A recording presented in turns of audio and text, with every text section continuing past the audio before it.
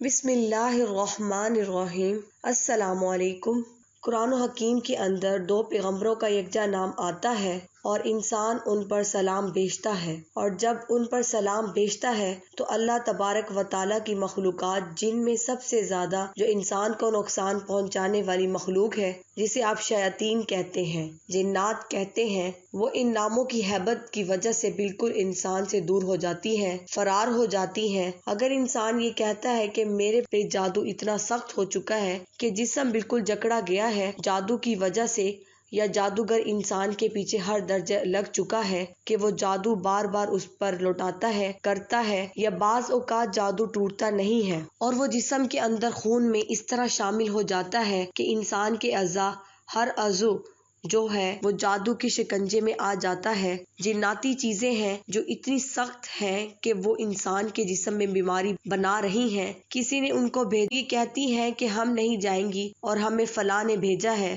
ہم جسم میں پھنس چکی ہیں۔ اب یہ ایسی کیفیات ہیں، چونکہ ان سب کے ساتھ جو اصل ماخذ ہے وہ جنات ہے۔ جادو کے ساتھ بھی اصل ماخذ جنات ہوتا ہے۔ جادو خود تو کوئی چیز نہیں ہے، لیکن جادو پہ جو علمدار آمد کرتے ہیں وہ شیاطین، جنات جو ہے، وہ اس پر ایک عمل درآمد کرتے ہیں اور اس پر ایک انسان کے ساتھ مسلط ہو کر نقصان کی کیفیت پیدا کرتے ہیں۔ اب آپ یہ دیکھیے، اللہ تبارک و تعالیٰ نے قرآن حکیم کے اندر جو آیات نازل فرمائی ہیں، ہر آیت کا اپنا نور ہے، اپنی طاقت ہے، لیکن انسان سمجھنے والا ہو تو آیتوں کی طاقت سے انسان کو اللہ رب العزت دنیا میں کسی قسم کا محتاج نہیں کرتے، چونکہ جو لوگ اہل علم گزرے، ہمارے اکابر علماء سابقین، وہ سارے کے سارے ان چیزوں کو سمجھتے تھے، تو بعض اوقات ایک لفظ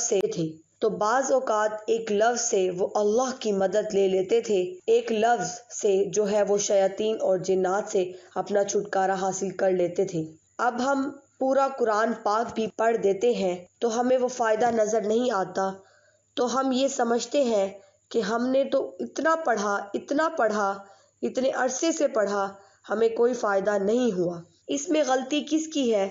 غلطی ہماری ہے کہ ہماری توجہ نہیں ہوتی، ہمیں اس کا پتہ نہیں کہ اس میں ہیبت، طاقت، قدرت کیا ہے۔ اب اللہ رب العزت نے فرمایا کہ قرآن میں میرا کلام ہے۔ اب آپ دیکھیے کہ آج ایک کوئی بڑا ہو تو وہ کوئی بات کرے تو لوگ ایک دم سے اس کی بات کو پک کرتے ہیں، توجہ کر کے کہتے ہیں نہیں، عمل کرنا ہے، چونکہ صاحب نے کہا ہے، فلاں نے کہا ہے، کوئی عہدے والا بھی ہے۔ اب ایک وزیر کے عہدے کا دیکھیے کہ اس کی بات سے، بات وزیر کے عہدے کے مطابق اس کی ہیبت ہے، بات ایک ڈی سی کی اس کے عہدے کے مطابق تصور کی جاتی ہے، اس میں کتنی طاقت ہے، قدرت ہے۔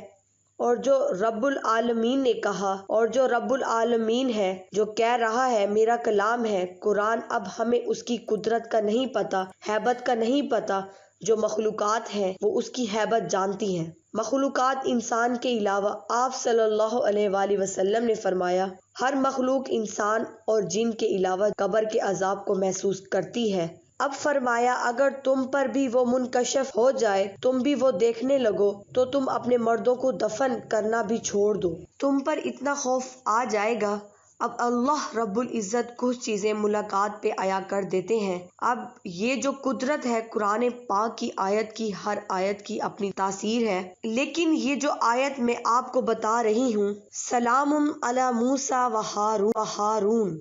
اب جملے اتنے آسان ہیں، سلام علی موسیٰ و ہارون، کہ آپ ایک دم سے اس کو یاد کر سکتے ہیں، لیکن اس میں طاقت اتنی ہے، جنات ہوں، شیاطین ہوں، بڑے سے بڑا ساحر ہو،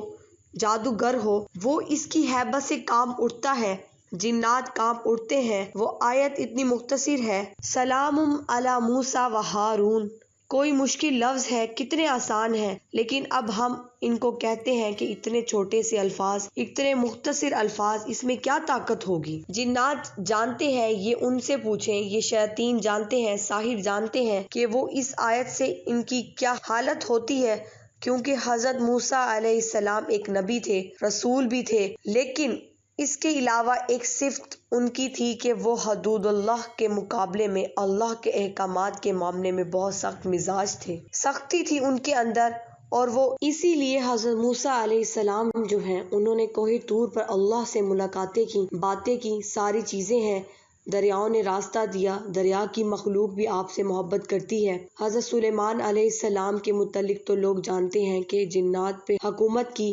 ہواؤں پہ حکومت تھی، لیکن حضرت سلیمان علیہ السلام جو تھے وہ حضرت موسیٰ علیہ السلام کے مقام اور مرتبے سے کم تھے۔ حضرت موسیٰ علیہ السلام کو اللہ نے ان سے زیادہ مرتبہ دیا تھا اور مخلوقات میں ہیبت اس سے بھی زیادہ کی تھی، کیونکہ جادو کا سب سے زیادہ جو عروج ہوا ہے وہ سامری کے دور میں ہوا اور حضرت موسیٰ علیہ السلام کی قوم میں ہوا، اور آج بھی یہود قوم اس کو اپنا ماخذ سمجھتی ہے۔ حضرت موسیٰ علیہ السلام کے نام سے ساحر، جادوگر، شیاطین، ان کے اندر ایک ہلچل پیدا ہو جاتی ہے۔ حضرت موسیٰ علیہ السلام چونکہ سامری کو سزا دی تھی، قرآن کہتا ہے اب آپ نے اسے مارا نہیں تھا، باقی بچھڑے کے پجاری انہوں نے پوجا کی تھی، ان کو قتل کا حکم دیا تھا، اس کو چھوڑ دیا بن جائے، آپ نے اسے چھوڑا کہ وہ کہتا تھا مجھے کوئی ہاتھ نہ لگائے، مجھے کوئی چھوئے نہ، یہاں تک کہ ہوا بھی اس کو چھوتی تھی تو اس کو تکلیف ہوتی تھی اور وہ اسی حالت میں آخر مر گیا۔ اب جتنے بھی بڑے جادوگر ہیں وہ سامری کو اپنا کیا سمجھتے ہیں؟ مرشد سامری کو اپنا بڑا سمجھتے ہیں اور سامری مشہور ہے، قرآن پاک میں بھی اس کا نام ہے۔ اب سامری ہو یا اس کے جتنے بھی بعد میں اس کے ماننے والے جادوگر ہوں، چیلے ہوں، شیطان ہوں، چونکہ جادو اور شیطان لازم ملزوم ہیں، وہ سارے کے سارے حضرت موسیٰ علیہ السلام کا خوف رکھتے ہیں اور موسیٰ علیہ السلام کے نام سے بھی ان کو ایک دم وہ چیزیں چونکہ انہوں نے پڑھی ہوئی ہیں ان کے پاس موجود ہیں۔ جیسے عورتیں اپنے بچوں کو ڈراتی تھیں، انگریز عورتیں کہ رات کو بچے نہیں سوتے تھے تو ٹیپو سلطان کا کہہ کے ان کو کہتی تھیں کہ سو جاؤ ورنہ سلطان ٹیپو آ جائے گا، کیونکہ اتنا اللہ نے روب رکھا تھا۔ تو اب یہ چیزیں اللہ نے مسلمان ہمارے بڑوں کو آج تک نام ہے، آج تک ان کا روب ہے، خوف ہے، اللہ نے رکھا۔ حضرت عمر رضی اللہ تعالی عنہ، شیطان اس راستے میں نہیں آتا تھا، آج حضور نے فرمایا جس راستے پر عمر چلتا ہے، جس جگہ حضرت عمر رضی اللہ تعالی عنہ کا نام لیا جائے گا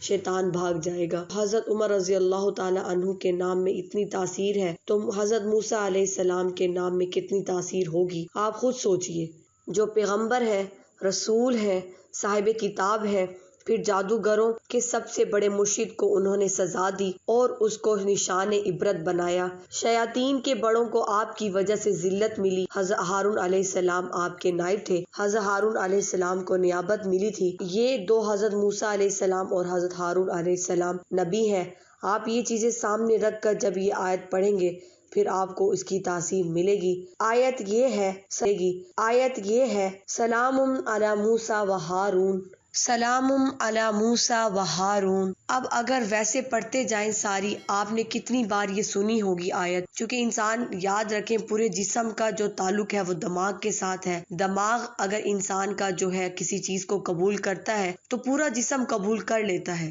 جب آپ یہ سوچ کے پڑھیں گے تو آپ کے جسم میں طاقت آ جائے گی، اور یہ وہ طاقت ہے جس کا مقابلہ نہ جادوگر کر سکتا ہے، نہ جنات کر سکتا ہے، نہ کوئی مخلوق کر سکتی ہے۔